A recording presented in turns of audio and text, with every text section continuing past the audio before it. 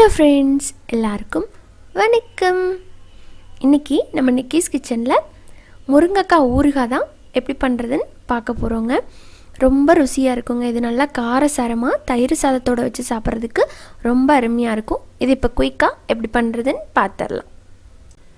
வீடியோக்குள்ளே போகிறதுக்கு முன்னாடி உங்கள் எல்லாத்துக்கிட்டேயும் ஒரு அன்பான வேண்டுகோள், நம்ம சேனல் நிக்கிஸ் கிச்சனை இன்னும் சப்ஸ்கிரைப் பண்ணாதவங்க ப்ளீஸ் அந்த ரெட் கலர் சப்ஸ்கிரைப் பட்டனை கிளிக் பண்ணி சப்ஸ்கிரைப் பண்ணிக்கோங்க.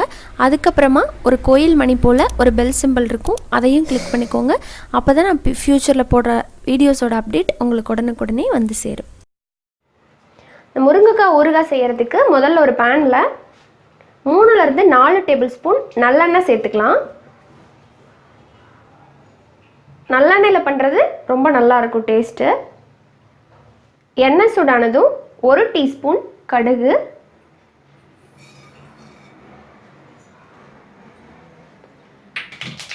கடுகு பொரியுது. இப்போ இதில் வந்து ஒரு 1/2 டீஸ்பூன் வந்து உடைச்ச உளுந்து சேர்த்துக்கலாம்.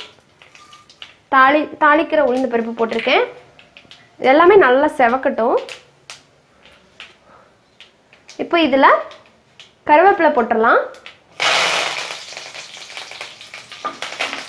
கருவேப்பிலையும் நல்லா பொரிய விட்டுருங்க.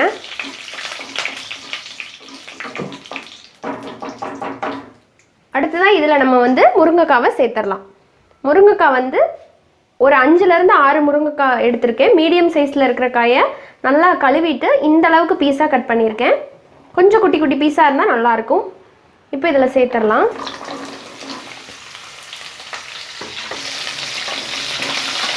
சேர்த்துட்டு இது நல்லா ஒரு மீடியம் ஃப்ளேமில் வச்சுட்டு நல்லா வதக்கணும். இப்போ லைட்டாக வதக்கினதும் நம்ம இதில் பொடிகள்லாம் சேர்த்துடலாம்.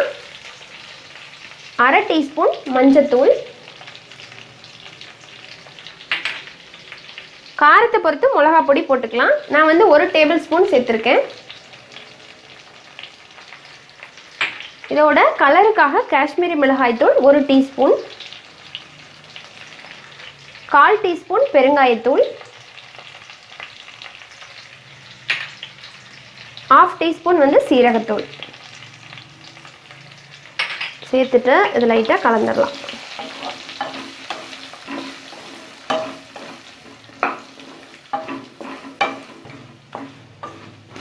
இப்போ இதில் உப்பு சேர்க்கணும். கல்லுப்பு, தேவையான அளவுக்கு உப்பு.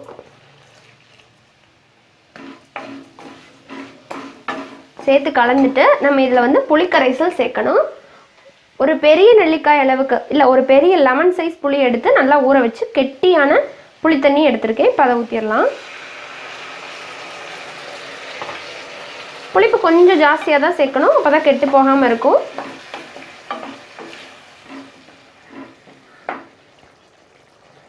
ஒரு மூடி போட்டுடலாம். முருங்கைக்காய் நல்லா வெந்து வரட்டும்.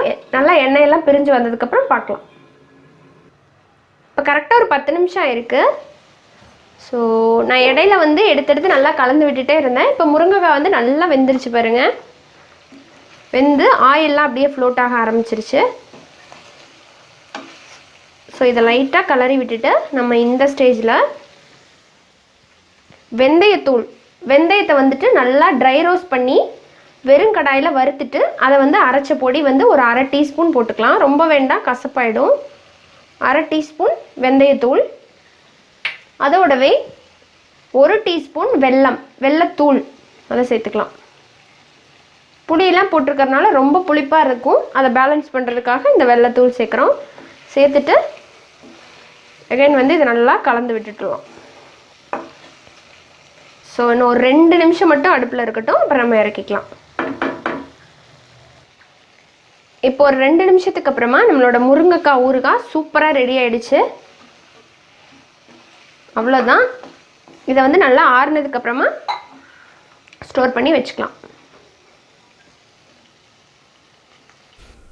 அவ்வளோதாங்க. இந்த சிம்பிள் அண்ட் டேஸ்டான முருங்கைக்காய் ஊறுகாவை நீங்களும் வீட்டில் செஞ்சு பாருங்கள். தயிர் சாதத்துக்கு ஒரு நல்ல காம்பினேஷனில் இருக்கும், ரொம்ப ருசியாக இருக்கும். செஞ்சு பார்த்துட்டு உங்களோட ஃபீட்பேக் அண்ட் கமெண்ட்ஸை மறக்காமல் என் கூட ஷேர் பண்ணிக்கோங்க. இந்த வீடியோ உங்களுக்கு பிடிச்சிருந்ததுன்னா லைக் பண்ணுங்கள். யூஸ்ஃபுல்லாக இருக்குன்னு நினச்சிங்கன்னா ஃப்ரெண்ட்ஸ் அண்ட் ஃபேமிலியோட ஷேர் பண்ணுங்கள். இன்னொரு இன்ட்ரெஸ்டான அண்ட் ஹெல்த்தியான ரெசிபியோடு உங்களை சீக்கிரமாக வந்து மீட் பண்ணுறேன். அது வரைக்கும் நன்றி, வணக்கம்.